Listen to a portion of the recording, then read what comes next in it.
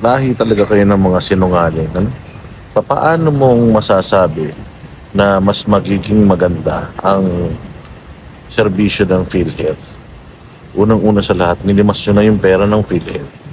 Dilipat nyo na sa National Treasury yung 90 billion di umano ng mga kontribusyon ng mga mamamayang Pilipino, ng mga trabahante.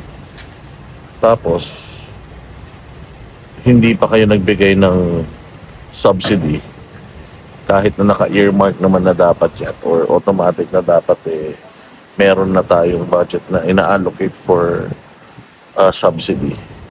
Paano masasabi na mas pagagandahin at mas mapapaganda ng PhilHealth yung serbisyo nila? Pinaglololoko mo taong bayan eh. Una, binudol mo na tao sa 20 pesos na kilo ng bigas mo. Ngayon naman, bubudulin mo yung mga